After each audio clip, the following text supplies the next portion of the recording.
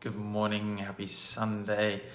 Just Patrick here coming back to you from Complete Health Eastbourne, and just wanted to go through a topic that I've been discussing with a few patients this week, and that's the level of consciousness or competence that we have with certain behaviors.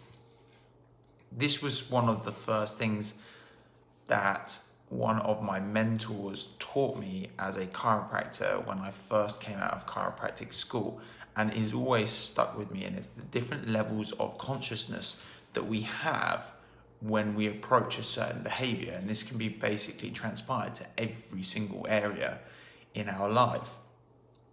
Now, the principle goes somewhat like this, and this is the reason why the majority of people coming into our clinic, everyone's at a different stage of the consciousness or competence of what is going on in their environment.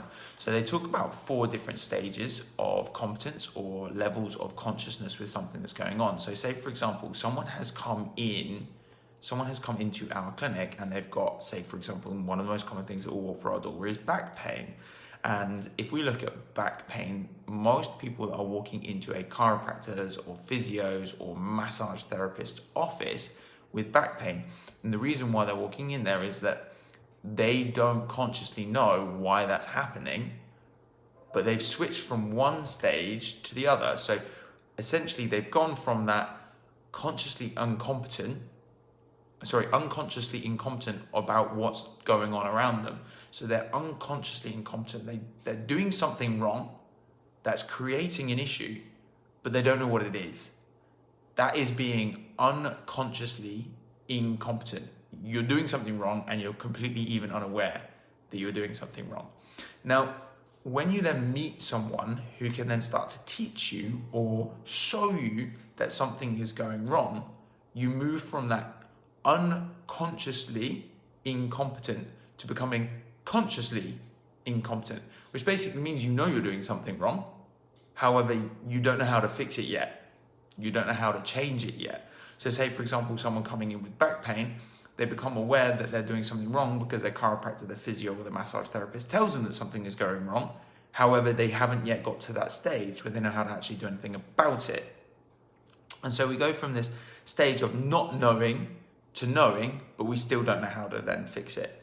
Now, as you go through that journey and you start to learn, you start to become much more aware of the things that you're doing that are creating the damage or creating the issues for you, whether that's stuff to do with your diet, whether that's stuff to do with your exercise levels, whether that's stuff to do with your lack of movement, whether that's stuff to do with your mental attitude, your motivation to actually take part and participate in your care plan.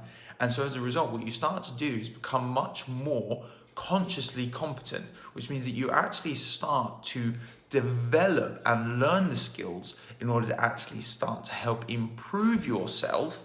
You actually start to learn the skills to improve yourself, but you have to be physically made aware of it. And so a lot of the time in that stage, you need a lot more of encouragement. You need someone that's going to make you accountable and actually force you to take the steps. And this is where a lot of the time, those people that are in the initial stages of care, they're in that state of consciously competent, which basically means they now know a lot of the things that they can do to start improving themselves, but they have to be constantly made aware of it. Now, as time goes on, you become a master of these things, and you become what we call unconsciously competent, which basically means you know how to do it and you don't even have to think about it anymore. So there's these stages where we then go through. So say, for example, one of the main things that I will see with my patients when they first come through with a low back issue, they're completely unaware of what's going on. You take a couple of photos of their posture, all of a sudden they go, wow, I couldn't believe that my posture is this far off. So all of a sudden they've gone from being completely unaware that their posture is off to being aware that their posture is off, but they don't know how to fix it. We start going through, okay, these are the areas that we need to work on. They go, okay, these are the areas that I've worked on. Now I can start to feel that I can actually do this. I can hold myself up, but I have to hold myself up by thinking about it. And eventually it gets to that stage where they've done so much of the work that actually just holding things up naturally will just seem to start to hold. And, you know, this kind of process starts to happen around those realistically, most people can build a habit in roughly 3 weeks. Some people will take as long as 60 days, but the general rule of thumb, the average is roughly 3 weeks for most people to build new habits. And so after this kind of conscious level of having to keep yourself aware all the time, you can move into that final stage, which is unconsciously competent, where you can just do the thing and you don't even need to do it, like think about it anymore. So there's a couple of examples a lot of people will have done when we started driving. You got in a car, you didn't know how to drive it, driving instructor told you how to turn the engine on, all of a sudden you've gone from being unconsciously incompetent to consciously incompetent. You're starting to realize there's things that you don't know. But as you go through the motions, you go through the repetitions, it gets easier. Now most of us can hold a conversation on the phone. We can hold it, change the radio settings. We can look out the window. You can speak to someone else that's in the car. And you can still maintain all those levels of other things that are going on, yet you can still drive the car and you're pretty much on autopilot and you don't even need to think about it because it's become so second nature. So second nature that you can just do the thing without even thinking about it.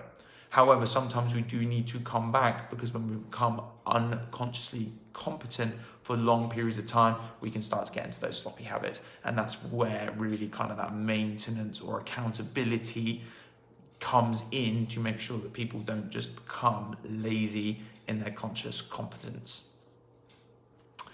Guys, I hope you found some value in this. If you know anybody that could really do with the help in these kinds of things, please forward, share, like.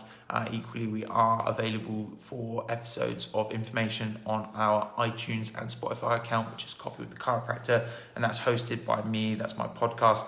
Equally, all of this content gets shared on our YouTube channel as well, and we've got tons and tons of information as far as exercises and everything like that is concerned on there as well. So if you know anyone that will be helped by this information, right now what we're trying to do is we're trying to create as much information for our listeners as possible so that we can really help people through this tough time, this transition going back to work. And a lot of people that are obviously taking that transition out of their desks and back to work have obviously got a lot of problems. So hopefully some people will find some really good benefit from these videos. So if you know anyone that can really benefit from that, we just ask that you like and share it to them. Guys, until next time, that's all for now from Patrick Cock here at Complete Health Eastbourne.